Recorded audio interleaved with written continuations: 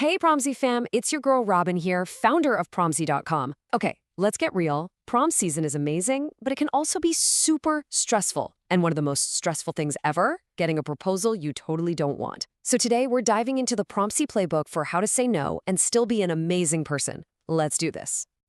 Oh, you know that moment. Your heart just sinks, your stomach does a flip. Someone's in front of you with a massive poster. They're looking at you with those hopeful puppy dog eyes, and all you can think is, oh my God, no. It is literally the most awkward feeling.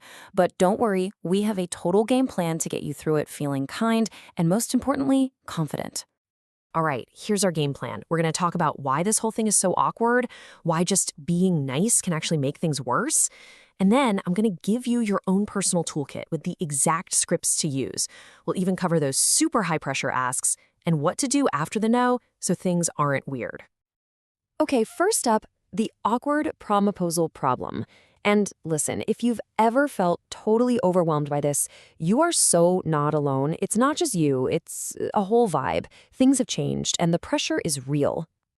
I mean, think about it. It used to be just a simple question, right? Like, hey, want to go to prom? Now, it's a whole production.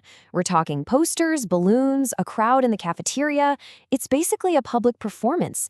And that's why saying no feels so impossible. You're not just saying no to a person, you feel like you're shutting down a Broadway show everyone's watching. So when you're put on the spot like that, what's your gut reaction? For most of us, it's just to say yes, right? You don't want to hurt their feelings. But let's talk about why that nice yes can actually backfire and be the least kind option. Okay, look at this. On one side, your intention is, I'm just sparing their feelings. But the reality, you're both gonna have a totally miserable night. Seriously, you're setting yourselves up for a super awkward prom where one person feels trapped and the other person can probably tell you don't want to be there. That's not kind to anyone. And this is so key. The kindest thing you can possibly do is to be clear and direct. It might feel harsh for a second, but it's actually the most respectful thing. You're giving them the truth, and you're giving them the chance to find someone who is genuinely hyped to go with them. Okay, so you're ready to be kind and direct, but what do you actually say? Well, welcome to your gentle no toolkit. I'm going to give you the secret scripts for a super smooth rejection.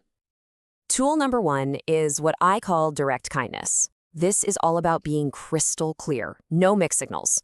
We're not doing any maybe, or I'll think about it if you already know it's a no. That just gives them false hope, and trust me, that's way less kind in the long run. Next up, and this is a total game changer, I statements. The whole idea is to focus on your feelings and your plans, not on what's wrong with them. So instead of saying something like, you're not my type, which can sting, you say, I'm actually planning on going with my friends. See the difference?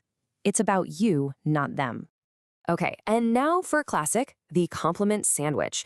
It's so easy, just 3 steps. First, the top piece of bread. You start with a genuine compliment. Then the filling. That's where you deliver the clear, kind no. And then the bottom bread, you end on a positive note, like wishing them an awesome prom. It softens the whole thing while still being super direct. All right, let's try one. Here's a script for when you're just not feeling a romantic vibe. Just say, that is so sweet of you, but I'm planning to go to prom without a date this year. It's perfect, right?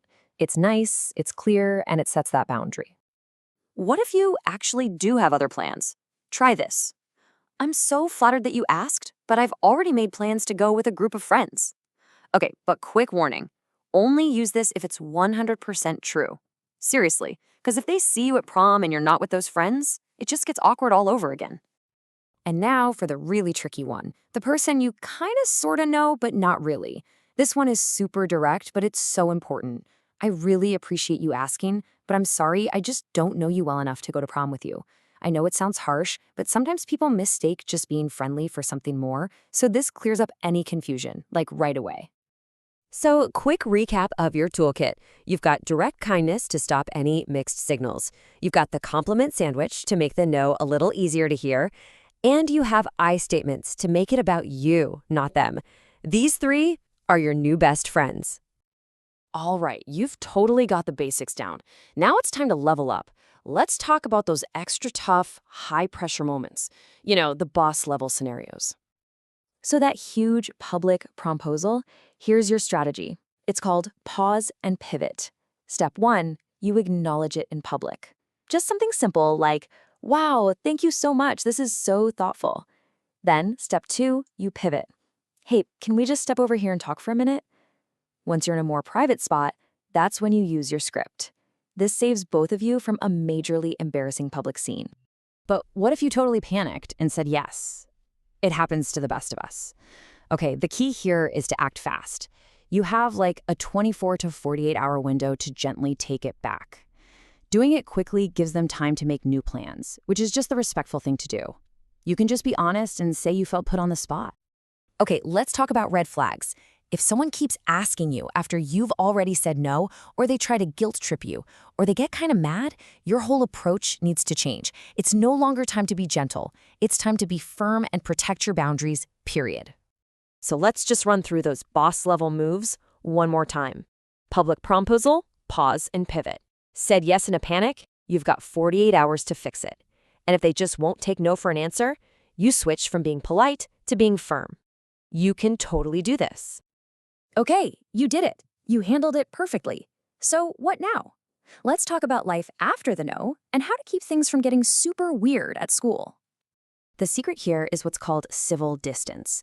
All it means is being friendly when you see them, like a little smile or a hey in the hallway, but also giving them their space. Don't try to be their new best friend or go overboard.